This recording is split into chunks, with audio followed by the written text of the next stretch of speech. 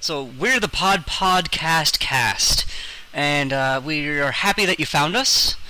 We are three guys who were up late one night and said, "Hey, let's make a podcast." And then I went and bought the domain for it, and here we are. I am Insuling. My favorite gaming system is Godbound. I've spent over 15 years gaming, and my favorite genre is sword and sandals. My name is Jarrett. I've been gaming for about 3 years now. My favorite game is... Oh, God. I'm gonna have to say Godbound. And my favorite genre is sci-fi. And I've been gaming for around about just a little bit behind what Jarrett is playing over. My favorite system is D&D 5e, and my favorite genre has got to be like high fantasy. Oh, those are all good. I have to admit, I've only played the 40k role-playing games as far as sci-fi. I've never been able to find anybody to play anything like the Star Trek game or, what is it? Stars Without Number? I'm the guy. High fantasy, I've done that. Been there, done that. Still rad, though. I've been to the moon. We're gonna let you know what our podcast is about. We're a podcast about other podcasts, about gaming in general. We have a whole shotgun of ideas that we would just love to tell everybody about. Namely, there's one podcast sponsored by nobody. They kind of got us together. We all met in their Discord, and boy, do they have a storied history. And we will tell you all about it as time goes by. Yeah, I mean, that's the thing. We are kind of... It's a really meta podcast because it's a podcast about a podcast. We're going to be talking about like all sorts of RPG systems, our thoughts on them. We're going to be doing all sorts of stuff. And it's not going to be super organized in terms of like what we're doing first, and like we don't have an itinerary or anything. But we're going to like talk about stuff that we're passionate about, and most of it's going to be RPG related. Yeah, it's generally just us three guys just talking about RPGs, really. Yeah, a lot of rambling. Oh, I love rambling. Have I ever told you guys about that one thing that's not on topic? Because you're going to hear all about it as this podcast goes. Anything that's not on topic, you can be sure we're going to talk about it. Definitely. Some games that we've just listed off here. We love talking about Exalted, pros and cons, lots of both. Godbound, mostly pros. We want to do actual plays. We want to, if you have a game that you're making and you want people to know about it, let us know. We will tell you about our game. We don't exactly have a Twitter or anything yet, but guarantee you next episode we will tell you all about that. Do you have a podcast that you want people to know about? Do you have a podcast that you want us to do a recap podcast about? We will totally do that. Sponsored by Nobody, for instance, is a podcast that has 4.5-hour episodes. Some people don't have time for that.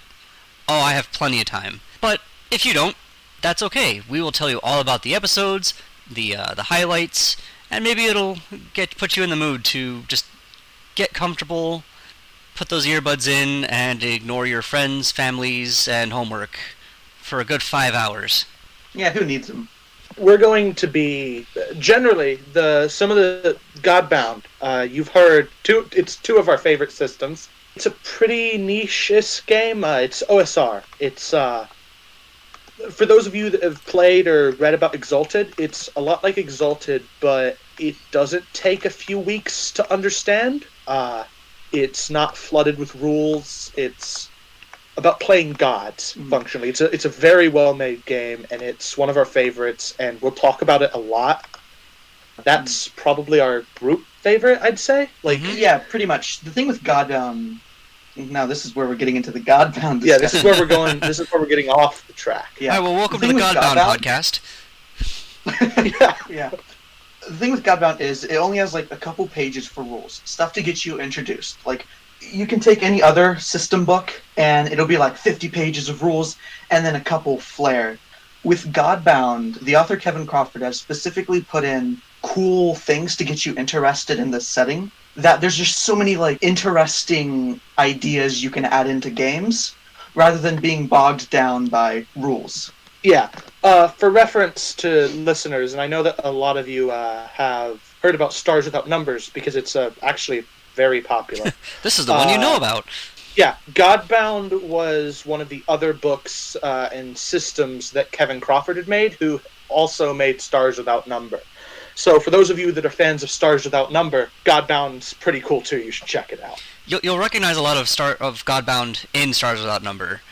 They're similar in that they're both OSR, and they play a little bit similar, but not quite. Highly recommended for both games, though. Now, we tend to talk a lot about systems that we personally enjoy. However, we are also going to be sharing our in-depth and oftentimes semi-formed and controversial opinions on every system, including systems we don't like. I don't think anyone in this group really is a fan of Pathfinder or 3.5 at all. Yep, I played it for many years because it's all I could get my friends to play. And they will not play a different game because they don't want to learn another game. They don't seem to understand that 3.5 and Pathfinder are extremely complicated games, and that newer games that are coming out are much easier to read. Like I can peruse through a whole rulebook in a Powered by the Apocalypse game in about an hour and a half. Yeah, for those of you that like listening to a bunch of people who hate things, don't worry, we have that covered. Oh yeah. Even Godbound, I could talk for hours about things I don't like in Godbound. So for those of you that enjoy listening to people complain about things, you've come to the right place. Mm-hmm. For those of you that are here to listen to people gush about things they like, you've also come to the right place. Oh yeah, we have sugar and salt in equal quantities. Exactly. Mm-hmm. Now we do want to try to be more upbeat and positive about things. Like we don't want to come off as just being as angrily berating everything that we come across. You can go onto YouTube and find channels just dedicated to that. Just a gentle reminder that we have bad feelings too, and we'll talk about them. This podcast is generally just us three talking about RPG systems in general. There will be criticisms, there will be us just ranting about a specific topic, but it's not that we just hate every single thing, it's that, we love RPG systems. And it's a lot of our stuff is less us hating things that we don't like, and more us just seeing potential in things and being upset that the potential isn't met. Like even Pathfinder. Like, most of our criticisms from Pathfinder aren't coming from, I hate everything about Pathfinder and think the guy who made it should be shot. It's more coming from, we can see the good in Pathfinder, like the things that are fun in Pathfinder, and the reason why everyone plays it and enjoys it. You keep pronouncing D&D 3.5 wrong. Yeah. But the thing is with those systems is we also, like, in our opinion, we can see things that aren't done right and like the design decisions that detract from it, which kind of cut into our enjoyment a bit. So basically we're not going to intentionally be overly negative about things. I'm a pretty positive guy. I like to keep conversations focused more on the good about things or really minor nitpicks that don't, like, for example, I absolutely hate the wealth system of Godbound. Mm-hmm. We'll get into how Godbound is my favorite RPG of all time. We will get into that, don't you worry. But oh my god, the wealth system is bad. The wealth system is so bad that I took the time to make a 6-page document completely fixing it and the faction system. Well, fixing... Yeah, overhauling, really rather. Cool. Yeah. The thing is, it works if you're like... It works in an abstract, but I think that it's not fun. That's my thing. I don't enjoy the wealth system. And in most of my games, except for the very most recent one, I've just completely ignored it because I never had anyone who picked wealth, and none of my players cared about money. Because, as one player put it, I'm God King, why do I care about peasant gold? Like, and of course that's wrong. Like, you should be caring about getting super wealthy because you can do things with it. But the system itself is a bit wonky. In weird places, and we're again tangenting. I apologize. And we'll get all into everything we like, everything we don't like, things we would change, alternate ideas. If you want to listen to a bunch of people ramble, or do something else, Like, I want to give constructive criticism. Like, I don't just want to tear into a system. We want to give constructive feedback. Like, I would love it if somebody who made a game, who worked hard to make, lay out, and publish their game, could listen to our podcast and say, yeah, that's a good idea. And then if they come back for a second edition and we see our ideas in it, I would love to meet them at a convention sometime and say, hey, good work. You did it. You made your game. The rules match the fluff. It's great. Yeah, exactly. Insuling. That's like I want to, for example, when we tear something down on the main podcast, I want it to normally be focused on okay, we don't like this. How are we going to change this to make it work? I think that just tearing something apart is fairly easy. Anyone can tear something apart. I think, though, that things get interesting when you try to rebuild its parts. Like take, for example, Star Wars, the prequels. Almost anyone, especially with creators like Red Letter Media and stuff, almost anyone can rip apart the prequels. I remember watching who actually created an entirely hypothetical Star Wars prequel series. That's the type of thing I want to see us doing. Actually making something out of the stuff we don't like, because just destroying things isn't really fun. Yeah, giving in criticism and discussing how we would fix that criticism. Yeah. You can expect a lot of RPG-related stuff. It's generally, for right now, we're probably going to be focusing a lot on Godbound, Exalted, and probably the normal D&Ds, like D&D 3.5, OSR 4, 5, D&D Pathfinder Edition. And so, that's generally going to be our focus, at least right now when we're just starting out. But we are going to be branching off into other stuff, too. We're not just going to focus on one system. We're going to be, really spreading out and looking around to find, interesting new systems. I mean, there's thousands of systems now. And it would be cool to go over and find ones that are hidden gems and stuff. Systems, even settings, too. Yeah, settings. Definitely going over settings. There are other podcasts now that are very successful, and that I listen to, that talk about games. I'll give you a brief rundown. What I would love to do is maybe even go as far as to have an actual play where we take a book and then we count how long it takes us to go from freshly opening the book to playing the game, and then see how well we can actually play the game. And then take a week and really study the rules, and then come back and try it again and see how our opinions differ. Because sometimes people will try to play a game and not understand it, and it goes poorly for them. But then you have other games, like Exalted, where even if you have a keen understanding of the system, it's still so thick that it just takes time. And if you don't have the time to dedicate yourself to memorizing rule after rule after rule, then it just can't flow. So that's what I want to look at. I want to try out new games. I want to just see how they go for just brand new players. Because if we can't figure it out, then how can the game maker expect somebody to introduce their friend to it? Yeah, exactly what Insulling said. So we're going to be focusing on that. Also, this is something that's on the back burner because it's still in really, really early production. I'm also making a setting book. Been writing it for a while, and it's just got past the rough draft phase, so I'm editing and changing stuff and adding stuff. But yeah, so I'll also probably do a few talks just about what it's about, explaining it. I'm really doing the book for fun. It'll probably be free when I release it. So yeah, that's a thing I'm doing. Definitely. So we'll also probably do a few videos on that. We're going to, our way of handling things is we're going to pick a topic like Exalted, and we're going to be pumping out a lot of videos about Exalted until we lose interest, because we're a lot like, well, a small child. We very quickly lose interest in things if we aren't kept, if our attention isn't kept. So we will tend to wander a bit. If, for example, I want to do an entire massive series just looking at all of the White Wolf games and ripping into each one individually, picking out the stuff I like and the stuff I hate and what I would change. And I presume that the rest of you also have ideas for stuff you'd be interested. I've been wanting to just review very homebrew-esque settings and systems. That would be so cool. I never got to touch homebrew because I played with a rules as written group for so long, but like I would love to go in and just tear people's homebrew open and just get into it. Like that's the thing, like there's a lot of podcasts and groups all about like here's official setting books and our opinions.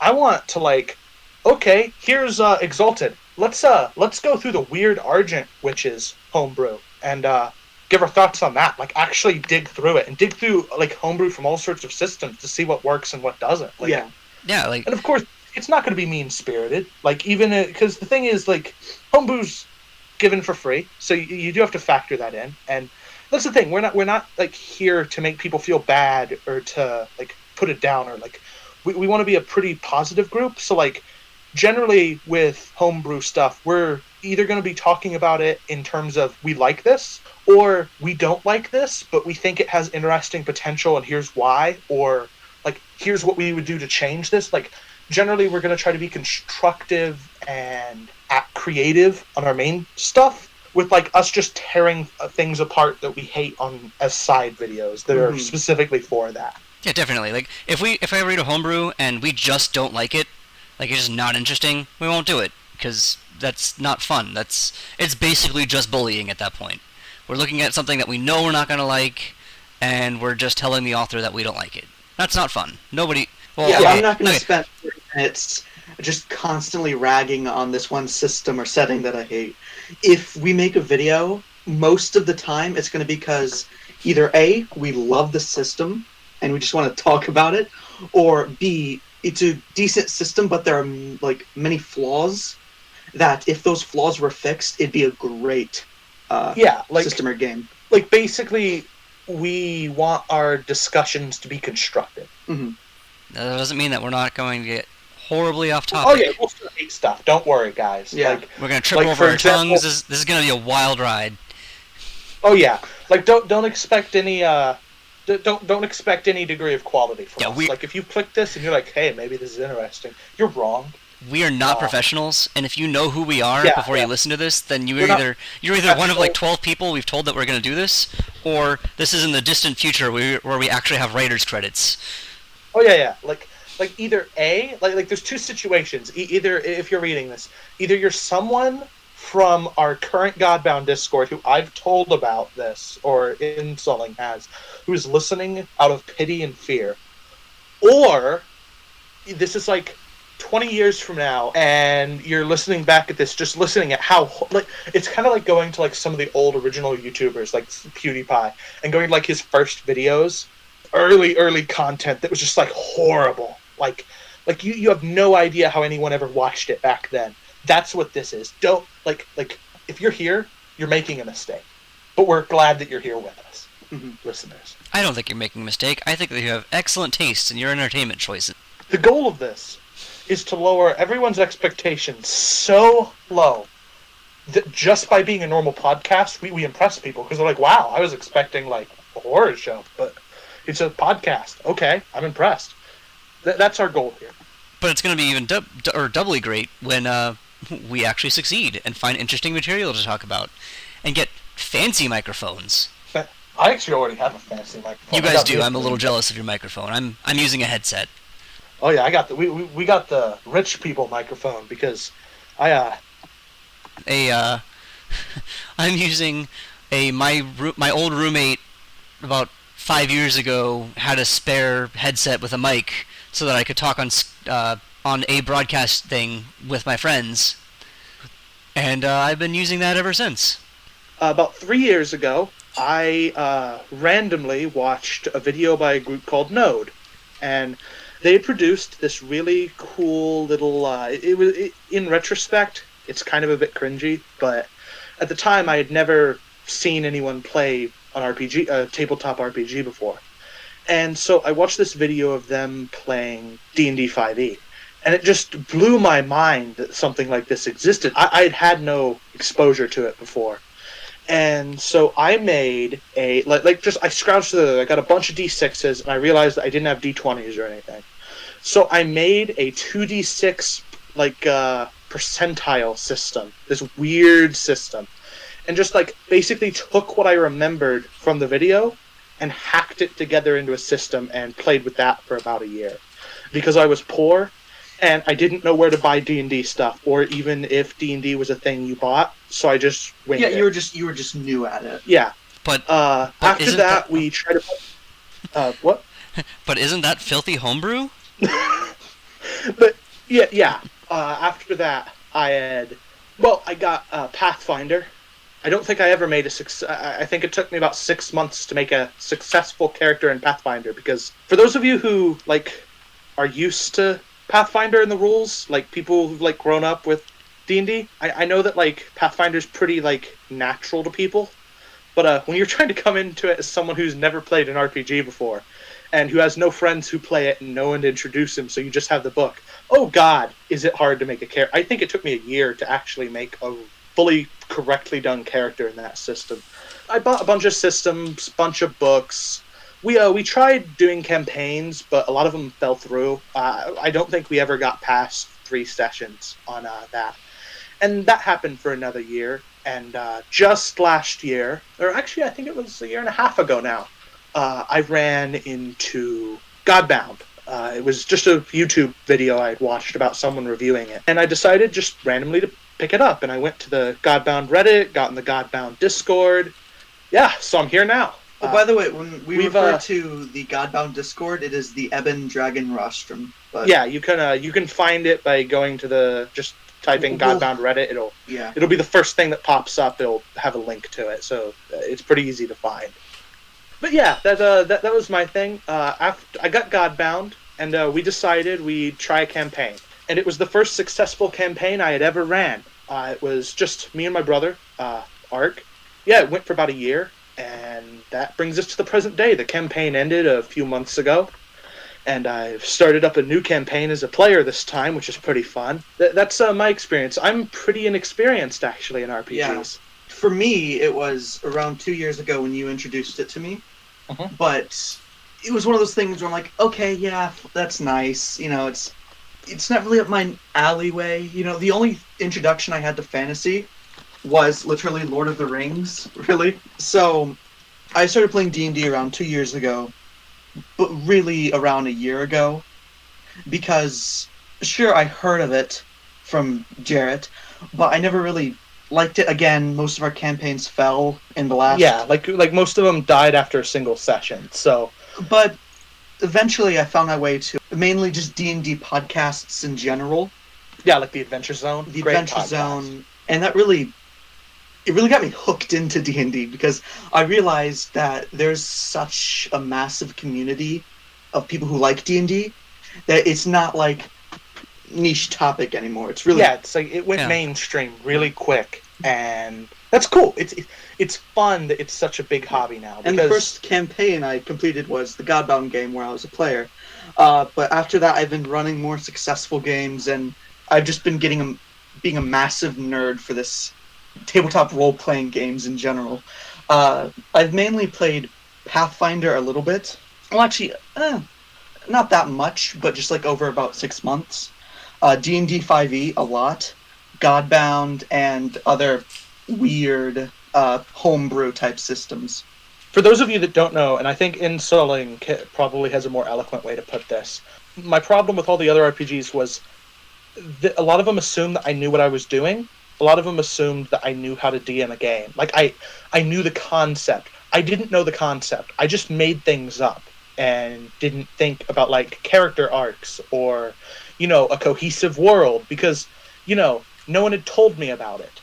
Oh, absolutely. But the Godbound book actually taught me how to properly DM. And Insoling, you can explain this better, because, like... There are entire YouTube channels that are dedicated to teaching people how to run a game. They talk about how to play in the game. They talk about things that there's a thing called the social contract, which is the idea that everybody is there to have fun. And if somebody is doing something that is making it not fun for somebody, then cut it out. You're there to have fun. Don't be a jerk. But a lot of these rules are very nuanced. And I plan on having an entire episode dedicated to For one, what is this hobby and why do we enjoy it so much? So that hopefully you can turn that episode on and leave it in the room playing for your parents or your spouse so that they can understand that the movies do not always portray gamers in a positive light. We're not No. we're not exactly stomping around the woods actually being crazy. I mean, not for gaming anyways. But it's a hobby of storytelling. And once people can grasp that idea, then it becomes the task of tearing apart the game that you're playing and figuring out what that game wants you to do. And so many games do not equip new players and new storytellers for that task. There's just so much that goes unsaid. Like people make fun of a lot of games, a lot of older role-playing games, especially having a chapter that says, "What is a role-playing game?" And the way of describing this can also often be nuanced and wishy-washy, and I mean it's just you and some friends or some strangers who all love the hobby get together and you all tell a story. That's what's happening. Yeah, and that's what I really love about D&D is it's you and your friends telling your own story. A lot of it's what I really love about D&D in general is like it's never like, oh, do you remember when my character did this? No, it's like, do you remember when we went to the magic castle and slayed the vampire? It to put words into it, it is fundamentally role-playing games, and this is the main appeal, I think, are rather than being a passive medium like, say, movies, or a semi-interactive medium like a video game. Like a video game is interactive, but it has limits in the interaction because you would have to have a computer as complicated as real life to actually simulate like a fully interactive world. So the thing is, tabletop RPGs let you play a character and functionally method act that character, like make decisions for the character based upon what they would do. It's a lot like what certain acting exercises people do to like teach people how to act. A lot of that mixed with like improv, but really it's all about telling a story. And it's all about giving people the freedom that you can't get in any other medium. Mm-hmm. Like, video games are fun, and I love video games, so you know. But there's a level of interaction that you just can't get. Like, you can't play a character in like Fallout that is a deeply philosophical like cult leader that's going to attempt to convert the wasteland to his weird religion. Because the game just wasn't built with that as an option. It wasn't built with that in mind. But in a tabletop game, you can totally do that. Oh, absolutely. The world adapts. You have actual freedom in a tabletop game, and you don't have that in any other medium. Mm-hmm. I started gaming in, I think, 1999 with D&D 3.0. I desperately studied my brother's AD&D books, trying to learn the system, in the hopes that 3.0 would be similar enough to AD&D that I could just hit the ground running. And so when I got to the group, like I stopped by the gaming store with my dad, like on the way to game, or I might have picked up the book like the day before. I got there and they said, "All right, make a character." And I said, okay, but I don't know how, because I was studying the player's handbook for AD&D and it doesn't tell me how to roll stats. And they looked at me like I was an idiot, but that's actually a problem with the second edition Dungeons & Dragons, is it doesn't give you that information. That's in the Dungeon Master's Guide. So they frustratedly... Wait, what? Oh, yeah. It doesn't tell you how to roll your stats? Yeah. So I arrive and I find out that 3.0 is almost nothing like AD&D. And I kept asking them, well, what about the non-weapon proficiencies? And they said, oh, you mean skills? And I said, okay, well, how many weapon proficiencies do I have? And they said, well, you have, you're a cleric, so you have all simple weapons. And I said, well, okay. So I had my character, and then they said, well, what about your feats? And I said, well, what are feats? And it was even worse because they had not played AD&D. So we were speaking completely different language. And D&D is complicated enough that you really need somebody there kind of looking over your shoulder to point out the parts of the book that you really need to hyper focus on when you're picking up the game. I had a really rough time, and things didn't go so well, and that group told me not to come back because they said that one of the guys just didn't think I made a good character, and they didn't like that I was kind of acting up. But I mean, I have I have AD&D, or I have AD&D. I have ADD, and I drank way too much regular Mountain Dew, so my blood sugars were in the 500s, and social anxiety flared up. It was not a great night. But, instead of helping me through it, they said, nah, don't come back. And I was heartbroken when, years later, my wife basically had the same problem, where she... I tried my best to teach her how to play the game, but I was only then realizing just how thick this game was and how much it was not a good game. Just it objectively is not great. And so I was trying so hard to teach her how to play the game, but we only had about a week, and we both work. And so by the time we got there, she didn't know how to play the game, or what a lot of she didn't know what a BAB was. It stands for base attack bonus. Nobody's going to know that when they first start up. So she had a really bad time, and unfortunately, she just never went back to the hobby. So, it can be a lot harder to introduce new players to the medium than people might initially think. And that's why I love the tendency of newer games to be easier to get into. To have a system where you can read through the rules in an hour or less, instead of having to pour through it and memorize 2.5 pages of grappling rules. That's a nightmare. Nobody wants to deal with that. Nobody should want to deal with that. And if you like dealing with that, then I'm not going to judge you harshly. I played D&D 3.0 until 3.5 came out. And I didn't pick up my 3.5 book for another year after that, because I had other friends who had it, and it's kind of the same, except, Rangers were better, and that they did something. There's an old joke that fighters are linear, wizards are exponential. But in 3.0, the Rangers were on point because they never moved. But that's about me. Since then, I discovered Godbound and love it, and keep trying to push other people who are also tired of Pathfinder into Godbound. And it has a lot of the same terms as D&D, but it definitely is not D&D. It does not feel like it once you really start playing it. Yeah, you gotta convert as many as possible. The thing is, for those of you that are curious, Godbound is technically speaking an OSR game. Yeah, so you're technically playing a D&D. It's technical, but the thing is, the entire system has been retrofitted around making it modern and playable in the modern day. And perfect example, you can play a martial character in Godbound, and you're gonna rip the wizard in half, literally in this case. If you take a character in the game, you bind these things called words that basically give you your superpowers. So if you bind to the concept of swords, which is melee fighting, alacrity, which is speed, and might, which is strength, you can just rip everything apart. You just become okay, think about how in OSR, in normal D&D, there's the guy at the gym fallacy, where fighters and rangers and stuff can only do what a normal dude could do because people assume that anything that looks at anime is evil.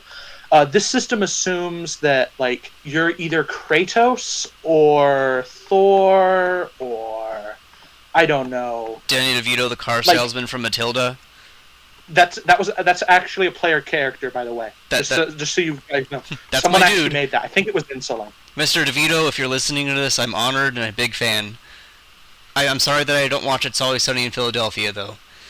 Mr. DeVito, the only thing I've ever saw you in was the Hercules thing. You were a pretty cool satyr. Oh, man. Please live action that. Oh, yeah. That is the only Disney movie I would actually want to be live action, because I would die to see Danny DeVito in a live action Hercules movie. It would make sense, too.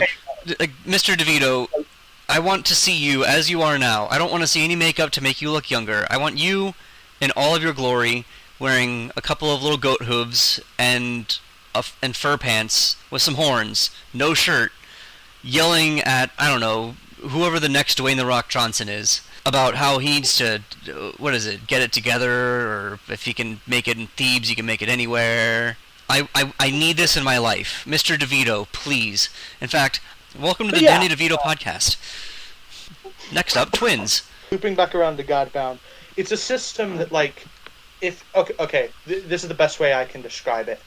If you're playing a character who's all about fighting from range, he can shoot an arrow and hit someone on the other side of the country if he knows where they're living. And you can do things like, for example, picking up a moderately sized building and throwing it to someone who's on the moon and hitting them and killing them.